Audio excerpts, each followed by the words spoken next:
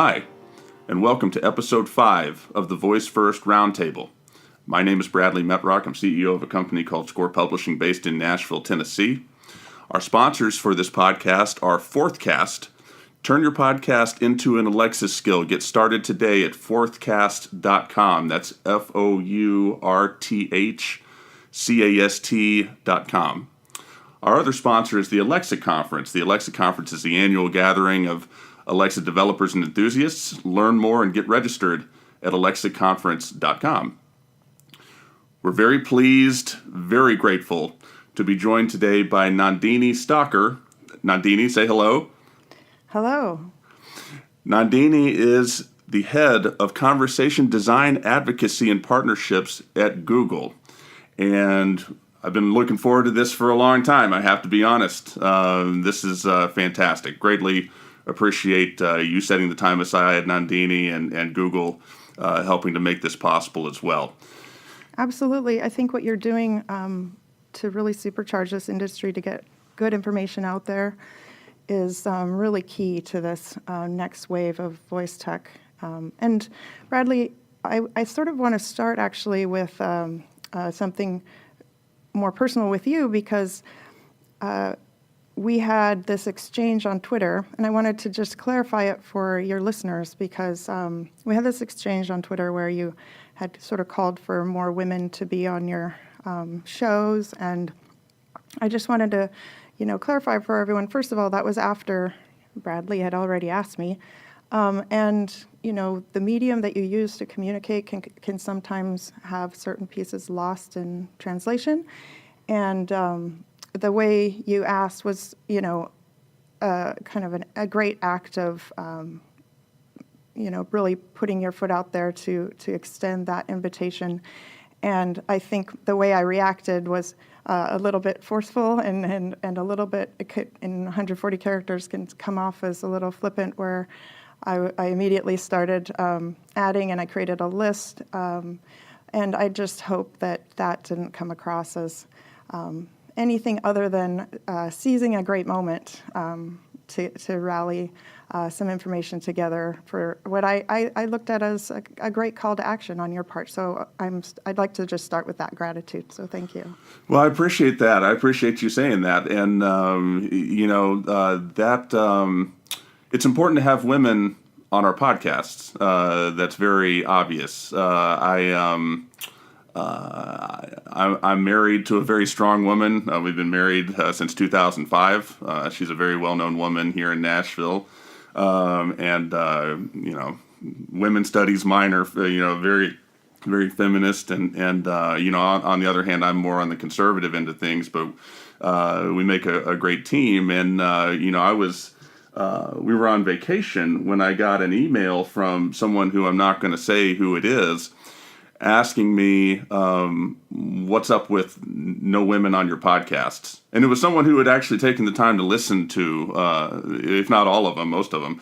And it caught me by surprise. And so we've really, my reaction really isn't relevant. What's important is that we get women on here who are doing fantastic work. And no, you didn't offend me at all. Like I said, I greatly appreciate you being here and you sharing your time with us. And really, that's all I could ask. And yeah, Twitter's Twitter. It is what it is. You're right. Things can come across and be misconstrued. But no, I didn't think anything of it. I greatly appreciated you putting that list together. We're going to have a lot of those folks on these shows.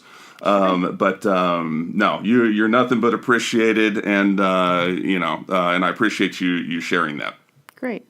Well, like you said, we need more women's voices, more men, women, and non-binary voices out there, getting their voices heard, and more women at the table. And I'm happy to be here, honored to be the first woman at your virtual roundtable. So thank you. Yes, thank you. Greatly appreciate that.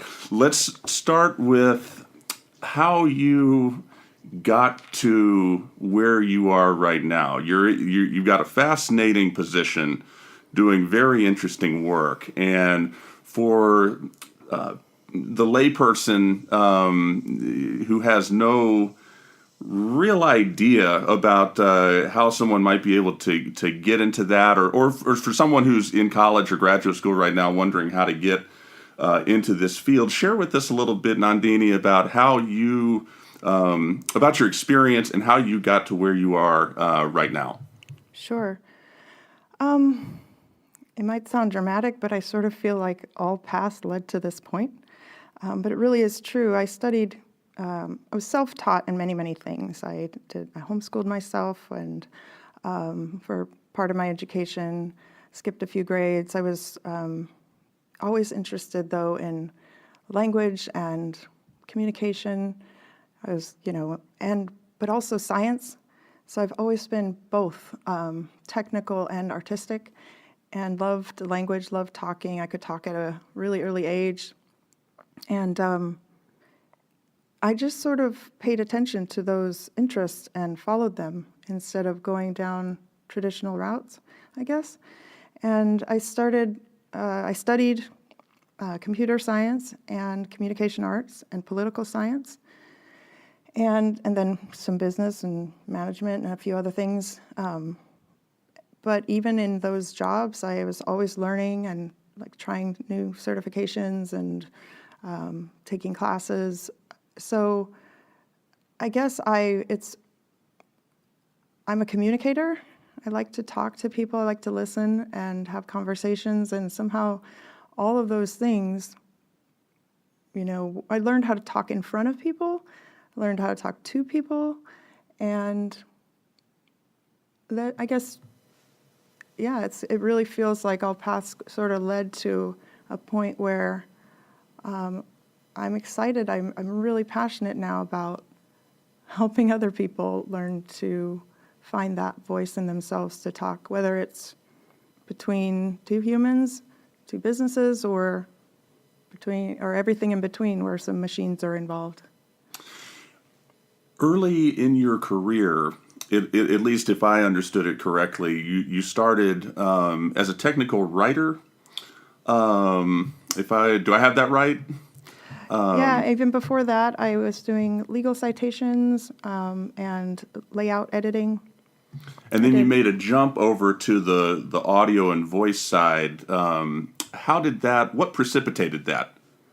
Well, I was a technical writer, and I did user guides and created requirements databases, and pretty much figured out Visual Basic ins and outs of all of the Microsoft Office products, and sort of automated a documentation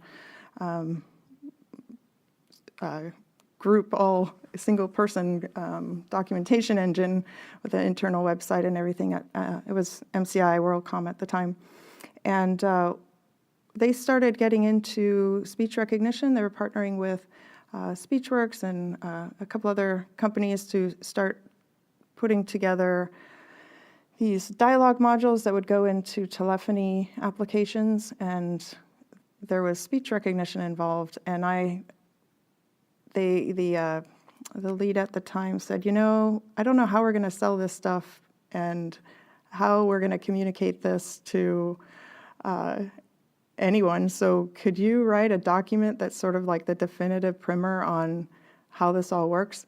And and I said, sure, I can do a great document. And as I was doing it, it covered everything from what is speech recognition to what the reports would look like. And I used my layout skills and my journalistic skills, and interviewed people and met with engineers and met with salespeople, and just tried to find this one document that everyone could use as that sort of conduit and help everyone understand it. So, but in the process, I was fascinated. I loved it. I thought, wow, machines can talk now? That's kind of like my sci-fi dream. And, and I had funny little things in there too that I started to put in there, like the song, the Jimi Hendrix song, "Kiss the Sky" versus "Kiss This Guy," and things, nice. To try to help people understand the real intricacies of this field.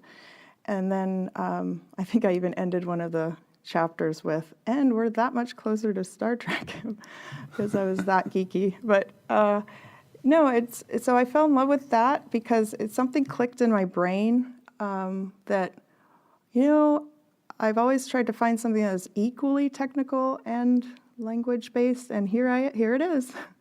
And so I approached my director at the time and said, how do I actually get into this? Like, I wrote a document about it, but I want to design it and build it and do that. And he said, well, I don't know about designing, but there's a junior developer position over in this other group we just pulled in, and yeah, but you're going to need to learn Unix and run a Solaris machine, a couple of them, and code in VoiceXML in VI, and write they were called prompts, and I had to learn that. And then also still do the documents and be customer facing and explain all of the dialogue. So that's I learned all that. And sure enough, the team, I became a good designer with all those skills kind of coming together. I became a good designer because I found that I was already a designer inside. I just needed to see where all the pieces in front of me, to all the Lego pieces on the table, and understand all the cogs and how they worked. And then I knew how to talk to people, and I could observe how communication worked, and I studied language.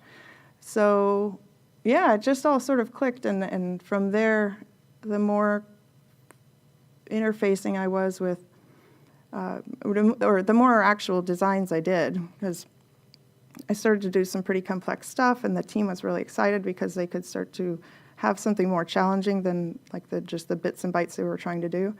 I moved into more design-related roles and kind of trying to drive us into more innovation.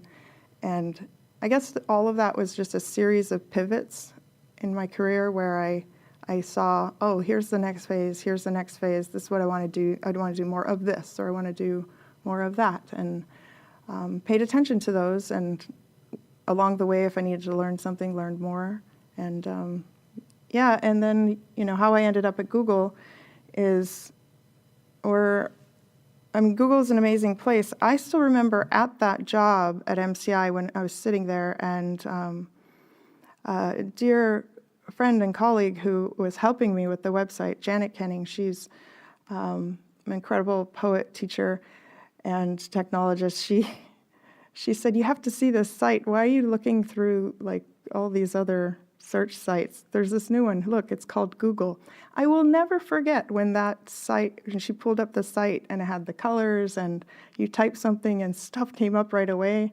You had to click through several pages usually to get to the right blue link that you wanted, but it was kind of wild. It was kind of wild, and yeah, looking back, it's kind of far out. Like something clicked in my brain there, and I remember the first person I knew that went to Google. I later moved on to, a series of other companies that were doing this technology, like Tuvox, and I got a certification from Nuance. They had a dialogue designer certification at one point, and moved to Tuvox. And I remember first person I saw go get a job at Google, I was like, wait, what? That's possible? And it sort of sat in the back of my mind. But I'm lucky enough, and then, I had a family, and I did a lot of consulting, and along the way, sort of made my trail in the field.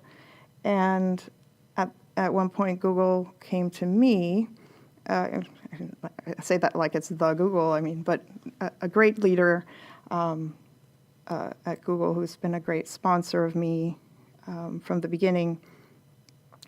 He knows that Google thrives and it's built on smart, creative thinkers and technologists, and I'm lucky, that he considered me that, and honored that he saw that in me from the very beginning, and brought me in to push the envelope and bring us into this next new phase. And yeah, having forward-thinking leaders that can really see that in someone before they even see it themselves is pretty incredible. And that's what's incredible about this place and why I'm still here. I love it.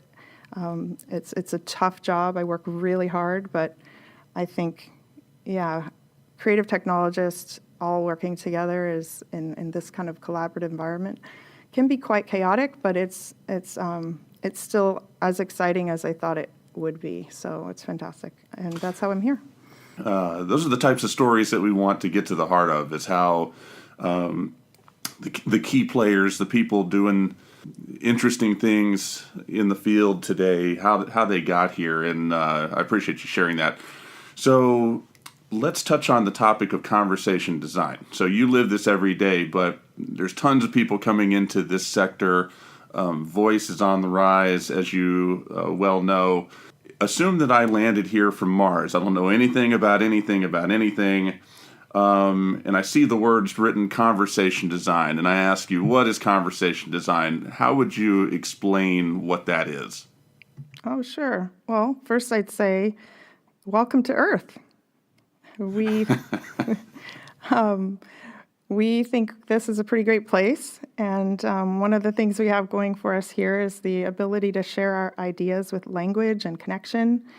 And by the way, what technology are you using for that universal translator? Because we've been trying to talk to, each other for a while and understand, what are our animals telling us? But we're still stuck on getting human language and differences down. So I want to learn about what technology made you so cloaked that we thought there was no life on Mars. So that's how I'd react. Okay, so what I just did there is conversation design, where you have two participants. You greet them, you somehow indicate that you're, okay, I heard what your question was. Now it's my turn to talk, and I want to establish some sort of common ground, and I noticed something interesting about you. And suddenly we're connected, and we're now there's a conversation started, and then where the conversation goes from there can thread in so many different ways, and hopefully lead to some sort of closure. Conversations do have like mini structures, and then there's longer conversations, but ultimately it's how we have evolved as a species, is the ability to share ideas with spoken language, and that's how I'd explain it. And if you're designing for that, if you saw a sign that said conversation design, that might be where someone is studying or explaining to other people just how that works.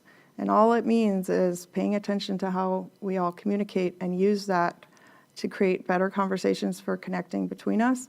And if you're designing between a machine and a human, let's make that machine behave using those same core evolved structures and ways we do that as humans, and then maybe we can do more with our lives if we have technology that can understand and work with that within that framework, rather than kind of shoehorning it the other way around and trying to modify how we've operated for hundreds of millennia and to accommodate some machines that we created.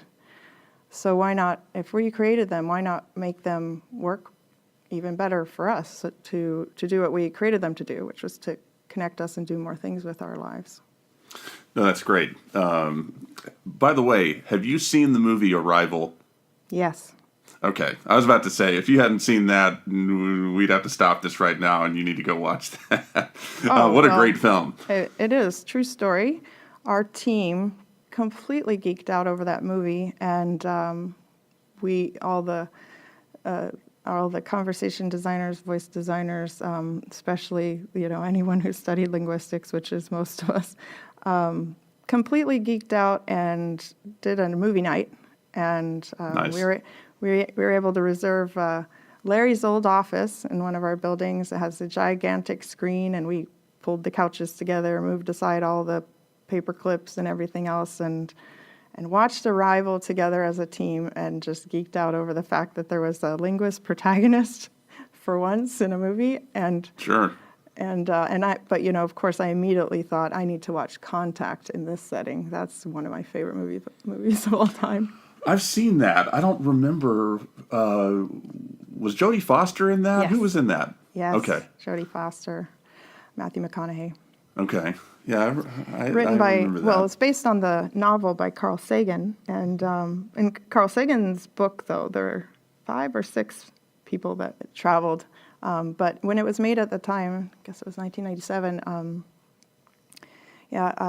Carl never saw the final result of the movie, unfortunately. But yeah, it's one of my favorite movies of all time. The book is incredible as well. So yeah. To continue down this tangent for a moment, the film Arrival, it just strikes you as being realistic. Even though it is a science fiction film in which aliens land on the planet, because when aliens show up here, somebody's going to have to figure out how to communicate, or assuming they want to communicate with us, someone will have to figure out how to communicate with them. And yeah, fascinating. I'm That's glad. right. You hit it on the nail. It has this underlying common thread of plausibility, because, and why is that? It's because central to it is just trying to understand common ground that we all have, which is our ability to communicate. And what language we use is almost inconsequential, but it's focused on that ability to how we understand each other. And so that's why it's so powerful. I think you're right. It feels realistic, it has these crazy kind of creatures, and it has these big spaceships and all kinds of things happening, but the fundamental core of it is something we all know deep in our brains, and as something we do without thinking. So yeah, no, you hit it on the nail. While we're sort of going down this road, I love that you're a Star Trek fan as well, with your Twitter handle and so on and so forth. I have not really seen that much of Voyager and Enterprise and some of the other ones, but I am a huge, and I mean huge, Next Generation fan. Have you seen Star Trek Next Generation? Oh my gosh! Then you need to do a Google Assistant action or app. I should. Trivia game, because I want someone. I'm looking for, I've got, I think, the definitive 7 of 9 trivia questions, but someone needs to do data, and or all the characters. Do a trivia game for We all could the be characters. up for that task. Yeah, we could definitely be up for that task. And it's and of course there's many examples in the Star Trek universe of how communication is paramount to the resolution of something, or causing some sort of conflict, and so it doesn't surprise me that you're into that as well. Right. Well, I mean, what I love about Star Trek, all of them, is that it's never been, it's never about showing off cool technology. What if we land, and you could hear the writers, and, what if we land there and and we can't understand them? Oh, I know. We'll use these universal translators that make everyone understand each other no matter what. And once in a while, we'll have a travel in time episode where it's humans and they ask, "What are you using?" And see what I did there? I tied it back to what you... Yes. No, that was good. No. So we share a lot in common. I appreciate someone who enjoys science fiction, and obviously for your job and your company, so much of it is starting to not be fiction anymore. Let me transition to asking you something else that's been on my mind, and that is the competitive positioning between Amazon's hardware and Google's hardware. What differentiates an Amazon Echo versus a Google Home? And one thing I just discovered a week or so ago is that Google Home Google Home recognizes different voices, which Amazon Echo does not do. So that's spectacular, and I had no idea about that. Can you share with us, perhaps one or two other key differentiators in your mind between what Google is doing, like with Google Home, and what's going on either with Amazon or just in general out in the rest of the marketplace with voice assistants right now? Sure.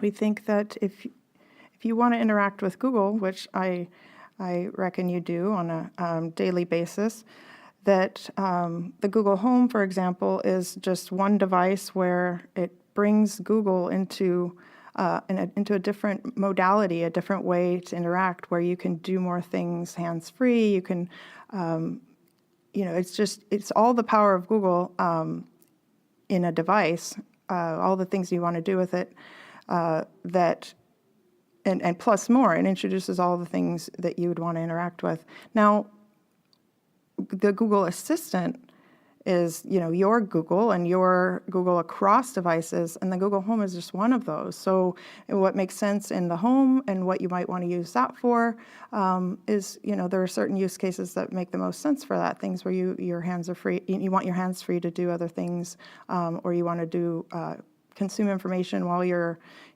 taking care of your child or tinkering with your car or other things. It's a great device to do that. Play music and set timers and other things like that. But the Google Assistant and the Google Assistant ecosystem is something where it really extends, and the differentiator is it's across all devices. Right now, it's on 100 million plus phones, and including iOS.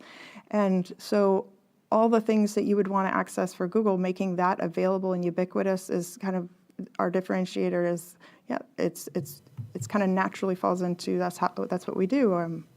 Access to information and things you want to do in your world. We're trying to make that possible across a lot of devices, and so that the technology is there with you when you are and under your terms and within your context.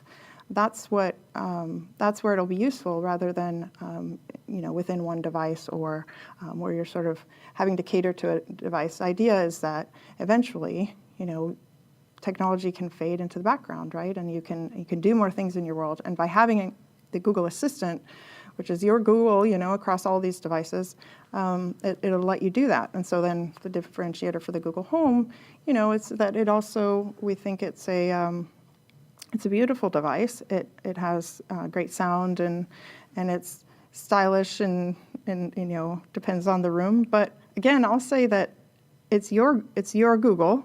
You can bring it into the environment where you want it. It's your home. So it's your Google Home, and you can dress it up any way you want. Like, I'd love to see pictures of, creative ways that people have pulled it into their environment and made it part of their own. Because, it's your Google. So all the information and everything we help you do, if you want that on a device that you can fit in your kitchen or somewhere else, great. That's kind of what we care about, is just bringing that information and making Google more useful to you in more places overall. So I hope that helps. Yeah, no, that's great. So it's more about Google ensuring that you can take your Google and access your Google wherever and however you want to, as opposed to, these folks over here, we need to have some sort of hardware to compete with this thing over here. No, it's just about just for our, just for our sake, making sure that everyone can access Google. No, that's great, and you're right.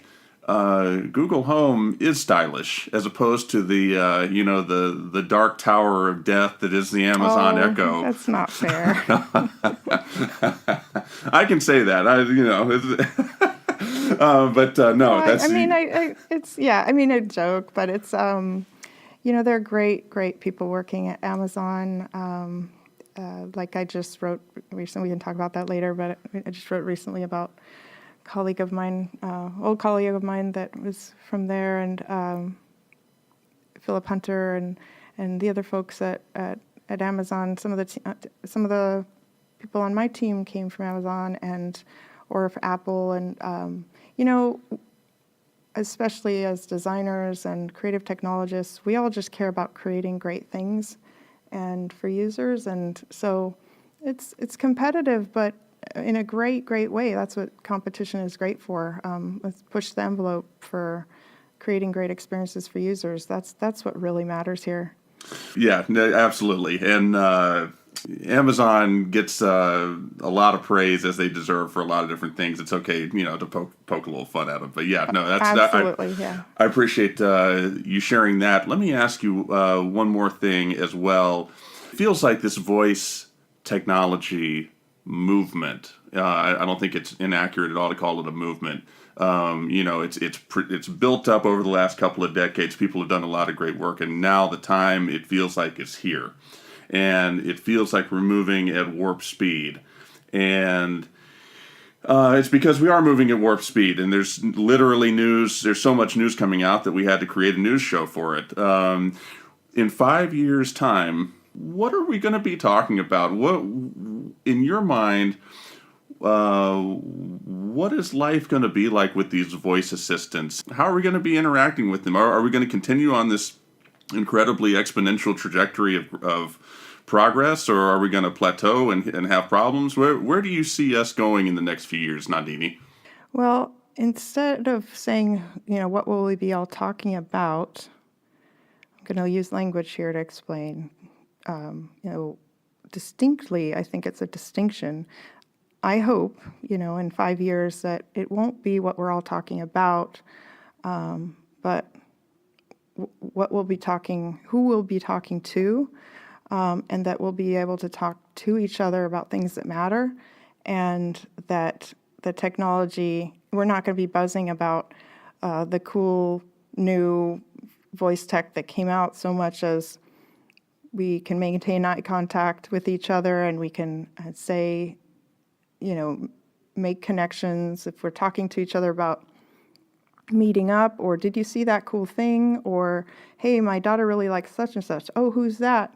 That our devices will assist us in enabling those conversations without breaking the flow of the human connection. I can't articulate it any more distinctly than that, because that's sort of my vision of where I see this, where this should go.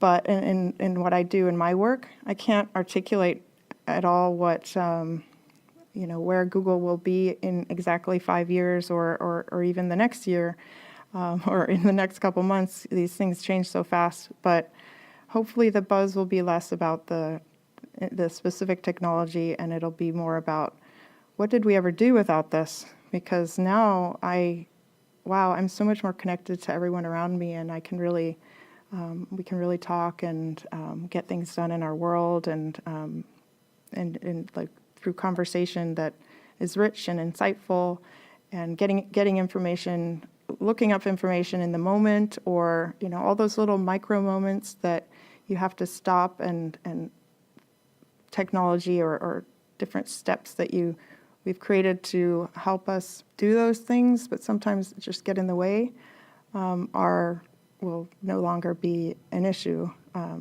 That's where I think we should be going, and what I deeply care about, and why I care about this space. Yeah, no, that's great, and that's one of the I find that absolutely fascinating, that this area of technology, it's almost like the primary ROI for voice technology is decreasing our use of technology.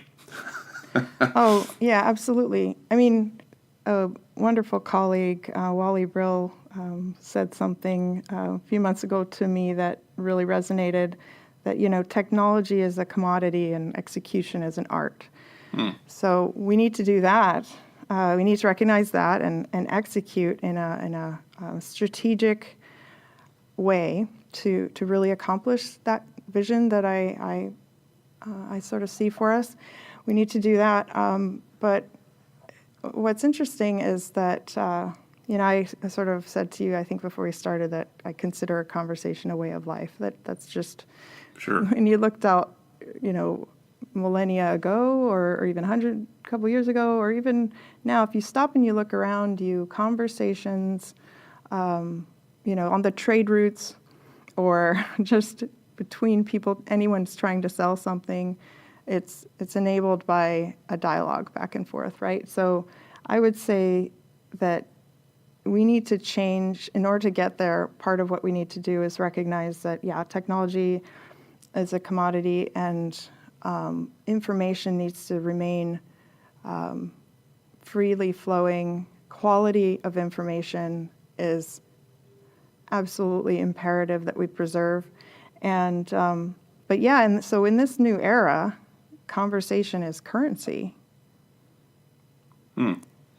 Yeah, no, that's fascinating. And so I want to close by thanking you again for setting your time aside and sharing your wealth of experience and expertise, not just with me, with all the folks who will be listening to this. And I want to touch on a post that you wrote recently, just a matter of days ago, called Honoring the Voices Within and Among Us Before They're Gone. And we're going to post this, by the way, in the show notes and link it so it's available. But you, in this post, which I certainly encourage people to read, discussed a key part of your life experience, being diagnosed with cancer, and in this case, oral cancer, and the threat of not being able to speak again. And this really, really resonated with me. I also am a cancer survivor. I was diagnosed with melanoma back in 2010. And you really capture the fear of not being able to accomplish everything that you had hoped to, and that you had wanted to. And so I just wanted to thank you for writing what you wrote. It was a real testament to your colleague. Obviously, you cared about her a lot, and I, and I'm sure many, many other people greatly appreciate you sharing what you shared. Oh, thank you, Bradley, and I'm so glad you're here. Well, I'm glad you're here. Yeah, and so so it's something I definitely wanted to touch on here at the end. Yeah, I mean, to just say one thing about that, as I mentioned in the post, it's that facing something like that is, for me in particular, it was earth-shattering. Not so much, facing your own mortality is one thing. But when you face it in such a way where there's maybe even a question of, maybe I thought there would be treatment or whatever. I didn't really face the fear of death. I mean, of course it was there. It was like, what if it's, all this, you probably have felt all the questions and the what ifs and you probably spend a lot of time on Google looking for stuff. And I did Too much time. Yeah. The very real thing for me, which you so graciously articulated, is that when you face your own mortality, and everyone has something to give the world, and they don't always unlock it early in life or face up to it, but everyone has something to contribute, something to give the world, and I realized that I was holding myself back. I could have been doing more. And I realized that we're all writing our own legacy in real time. And I realized that I owe that to myself, to get on it and push myself even further. I've always been a high performer, but I thought, I can't hold back now. I have to do this, because you never know what's going to happen. And I think that now every time I get on a plane, every time I get in a car, I'm always thinking of, have I done today what have I told the people I love that I love them? And it's really important. And it's about writing your own legacy. And I'll leave it with honoring the legacy and the contributions of everyone around you. So if you learn something from someone, or you admire someone for what they do, honor that and tell them, because they probably don't know, and tell them before it's too late. It's good advice. I'll give you one more thing to do to help start those conversations, and you thank them for all the people you do know, And then for the people you don't know that you do want to connect with, don't start by asking them, what do you do, or who are you, or what's your name? Say something like, hey, what are you working on? And that frees them up from having to be on a defensive of having to prove that they're worth talking to you. You immediately want to know what's at their core of creativity, what is it they're interested in. Hey, what are you working on? And that gives a leap into a conversation much faster, and you can connect. And just everyone have great conversations. It's really worth it. I think one of the things that, as well, that unites all the folks in voice technology that has fascinated me, that's frankly drawn me closer to this field since we've started VoiceFirst FM and done some content creation stuff in the spaces. Almost with no exceptions, everybody understands, because they work with voice and they work with audio, the power of language, the power of your words. Your word choice is really important to relationships. And as you said, if you got something to say, get on with saying it. And say it. Don't get out of email and talk. If you find yourself shoehorning it into some words and rethinking, it's because written language is static. And when you need to communicate something that important, talk to them in person. Then you can sort of self-correct and repair any misalignment of meaning, and then follow up with an email. But important conversations are best accomplished with voice or with face-to-face, with gestures. If you if you can't speak. Yeah, no, that's perfect, and it's why you are where you are. You clearly have a level of insight that the world needs. So it's been a pleasure having you on the VoiceFirst Roundtable, Nandini. Greatly appreciate you. Greatly appreciate Google for making this happen. And thank you. You're welcome. Thank you, Bradley. For the 5th episode of the VoiceFirst Roundtable, thank you for listening, and until next time.